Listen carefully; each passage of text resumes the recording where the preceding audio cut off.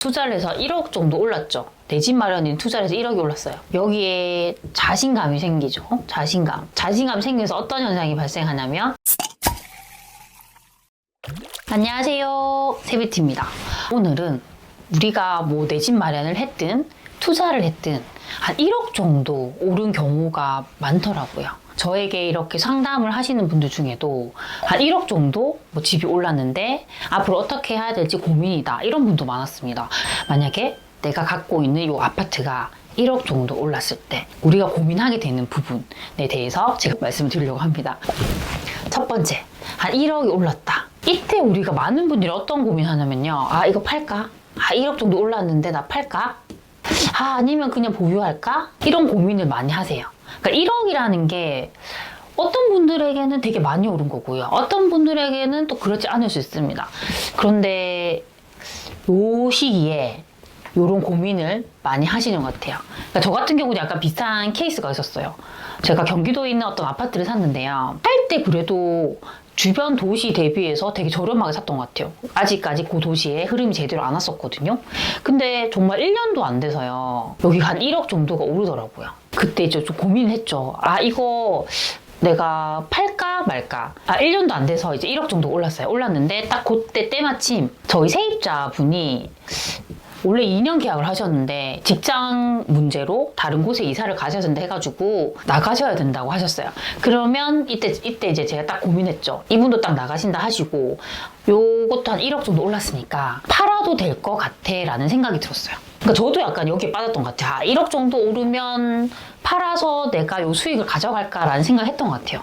그리고 팔 때 저는 어떤 생각했냐면, 아, 이걸 팔아서 다른데 어딜 사지에 대한 생각도 없었어요. 아, 그냥 팔자. 팔아서 그냥 1억을 얻자라는 생각이었던 것 같아요. 그런데 갑자기 그런 고민을 하다가 어떤 생각이 들었냐면, 비교를 해봤어요. 다른 도시들이랑. 다른 도시의 비싼 급지의 이런 아파트랑 딱 비교를 해보니까 그래도 저렴한 거예요, 얘가. 1억이 올랐지만 저렴한 거예요. 그래서 저는 고민하다가, 아, 팔지 말자. 다시 전세 맞추고 한 바퀴만 더 돌려보자, 이렇게 했어요. 그렇게 하다 보니까 신기했던 것은 여기에서 더 많이 올랐어요. 더 많이 올랐고 최근에 자산 가격 빠지면서 내렸다가요 다시 오르고 있어요. 네. 근데 만약에 제가 요때 1억 올랐다고 팔았다면 제 자산이 그만큼 못 올랐을 거예요. 저랑 되게 비슷할 것 같아요. 팔까 말까? 보유할까? 그러면 제가 좀 드리고 싶은 말씀은 저처럼 한번 생각해 보세요. 아, 지금 이 가격이 정말 여기 최대로 많이 오른 것인가?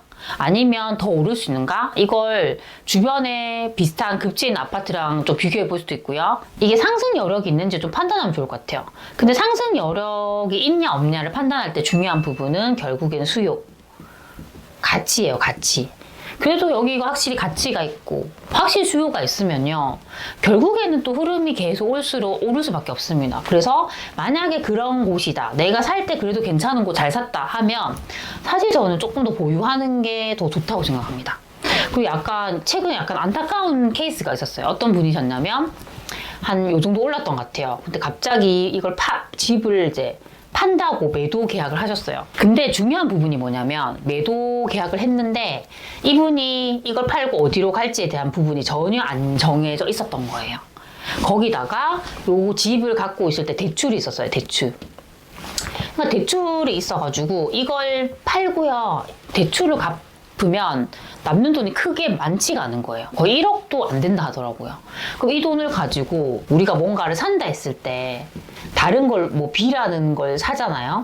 산다 했을 때 여기 중요한 포인트는 뭐냐면, 최소한 그 기존에 있는 A보다는 비슷하거나요, 아니면 더 좋은 거 사야 돼요. 더 좋은 거.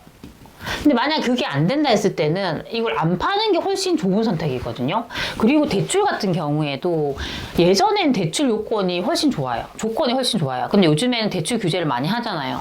이만큼 이 정도 한도로 요 정도 되는 대출을 받을 수 있느냐도 되게 의문이죠. 그쵸? 근데 만약 그게 안 된다 하면 내가 한 1억 정도 올랐다고 이걸 파는 건 좋지 않은 거죠. 잘못된 선택인 거죠. 그런 케이스도 있더라고요. 그래서 막연하게 1억 정도 올랐으니까 나 팔까라고 생각하고 이걸 파는 건 되게 조심해야 됩니다. 그리고 내가 딱 계산했을 때 1억이 올랐다고 하잖아요. 그러면 우리가 이게 전부 저희에게 오는 게 아니라 팔게 되면 일단 양도세 나가잖아요. 양도세 나가죠. 복비 나가죠. 그쵸? 그러니까 이런 게 빼고 보면 사실 1억이 안 돼요. 1억이 안 돼요. 그러니까 이거 섣불리 그냥 파는 건 아니다 라고 좀 생각을 하셨으면 좋겠습니다. 그리고 이게 팔고 싶은 생각이 들 때 항상 그 생각을 해야 돼요. 내가 이걸 팔면은 정말 내가 후회하지 않을까? 그러니까 뭔가 우리가 조금이라도 고민이 된다는 건 후회할 수 있다는 부분이거든요. 그리고 내가 이걸 팔면은 내가 예전에 이걸 샀던 그 예전 매수 가격, 이 매수 가격으로 살 수 있을까? 근데 살 수 없는 경우도 많아요. 이런 부분도 잘 생각을 하셔야 돼요. 그래서 뭔가 우리가 이게 후회가 될 것 같고 뭔가 고민이 될 것 같으면 안 파는 게 맞다라고 좀 말씀을 드리고 싶습니다. 그리고 두 번째, 우리가 하는 고민. 내가 어떻게든 투자를 했잖아요. 투자를 해서 1억 정도 올랐죠. 내 집 마련인 투자를 해서 1억이 올랐어요. 그러면 여기에 자신감이 생기죠. 자신감이 생겨서 어떤 현상이 발생하냐면 나는 뭘 사도 1억은 올라. 이렇게 됩니다. 그렇죠? 근데 이 1억 오른 게 첫 번째 투자가요. 정말 나의 실력일 수도 있고요. 아니면 운일 수도 있어요. 정말 상승장에 편승해서 사서 오른 것일 수도 있습니다. 근데 이거 우리는 몰라요. 제가 좋아하는 그 연금술사란 책이 있습니다. 거기에 어떤 얘기가 나오냐면 초심자의 행운이란 얘기가 있어요. 그러니까 우주는 처음에 정말 절실하게 뭔가를 시작하려는 사람을 정말 적극적으로 도와준대요. 그래서 이 초심자의 행운 덕분에 우리가 뭔가 간절하게 원하고 시작을 하게 되면요. 잘 될 확률이 많아요. 잘 될 확률. 저도 그걸 느꼈던 게 뭐냐면 제가 정말 간절하게 원해서 퇴사를 했잖아요. 퇴사를 했고 정말 운이 좋게도 첫 책을 냈는데 첫 책이 너무 잘 됐어요. 그게 저는 초심자의 행운이라 생각합니다. 근데 나중에 두 번째 책을 내고 세 번째 책을 냈을 때 첫 책만큼 안 됐거든요. 그때 이제 느낀 거죠. 그때는 이 운이라는 영역, 이것도 나에게 되게 강하게 작용을 했구나라는 생각을 했습니다. 근데 만약에 그걸 제가 두 번째, 세 번째 책을 안 내봤으면 나는 책을 내면 다 잘 될 거라는 저만의 착각에 빠질 수도 있는 거죠. 그렇기 때문에 우리가 처음에 내가 한 1억 정도 올랐다라고 해서 너무 자만에 빠지면 안 돼요. 그래서 자만에 빠져가지고 나는 어떤 걸 사도 오를 거라 생각하고 정말 엄한 곳에 잘못 투자를 하게 되면 정말 이게 실패로 이어질 수 있습니다. 저는 이 부분은 되게 조심해야 된다고 생각해요. 그래서 어떻게 보면 저는 그런 것 같아요. 우리가 첫 투자가 실패를 하게 되잖아요. 차라리 실패하는 경우는 이런 성급함이나 자만에 빠지지 않습니다. 왜냐하면 실패를 했으면 내가 뭔가 뭘 잘못했지? 그 원인이 뭐지? 이걸 생각하게 되고요. 이거를 우리가 고쳐서 더 공부를 하게 되고 다음에 더 잘하려고 노력해요. 이런 과정을 거치는데요. 이런 과정이 없이 처음에 너무 잘 되면 자만을 하면서 실패에 빠질 수 있습니다. 그래서 이런 부분을 저는 되게 조심하셨으면 좋겠습니다. 그리고 더 나아가서 이렇게 될 수 있죠. 첫 투자도 1억을 벌었어요. 근데 이분이 만약에 두 번째 투자를 했죠. 두 번째 이제 물건을 산 거죠.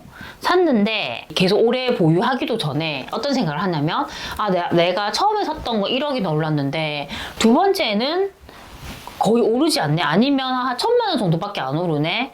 이렇게 생각하면 너무 성급하게 또 내가 실패했다고 생각할 수 있어요. 그리고 손절을 해버릴 수 있습니다. 그러니까 이런 상황에 빠질 수도 있어요. 근데 만약에 나는 실패를 해봤던 사람은 그 다음 만약에 우리가 투자를 하잖아요. 지지부진하게 움직이더라도 조금 더 기다려줄 수 있는 그 여유가 있을 수 있습니다. 저는 그것도 되게 차이가 있다고 생각해요. 그래서 너무 내가 처음이 잘 됐다고 해서 자만하지 말자. 좀 그렇게 말씀을 드리고 싶습니다. 그래서 오늘은 우리가 만약에 투자를 하다가 한 1억 정도 올랐을 때 우리가 하게 되는 고민에 대해서 좀 말씀을 드렸습니다. 우선 첫 번째는 1억 정도 올랐다고 하면 요 정도 올랐으니까 내가 지금 팔까 말까 고민하는 분이 있어요. 그래서 만약에 이 물건이 그래도 내가 괜찮은 거 샀다고 하면 조금 더 시간을 두고 기다려보는 것도 좋을 수 있다는 말씀을 드렸고요. 이제 두 번째로 말씀을 드린 부분은 이제 1억이 올랐다고 하면 그래도 우리가 보편적으로 생각했을 때 그 투자가 그래도 조금 더 잘난 투자라고 할 수 있습니다. 그렇게 되면 우리가 자만에 빠질 수 있는 거죠. 그러면 두 번째 투자를 할 때 아, 내가 아무거나 사도 나는 잘 되는 사람이야 라는 착각에 빠지지 말자. 아니면 두 번째 투자를 했는데 이게 생각만큼 빨리 안 움직여줄 때 손절해버리는 그런 성급한 행동을 하지 말자 라는 내용에 대해서 좀 말씀을 드렸습니다. 그래서 오늘 제가 말씀드린 것들이 저희 소치님들의 마음을 다잡는 데 있어서 조금이라도 도움이 되셨으면 좋겠습니다. 그럼 우리 다음 시간에 만나요. 안녕.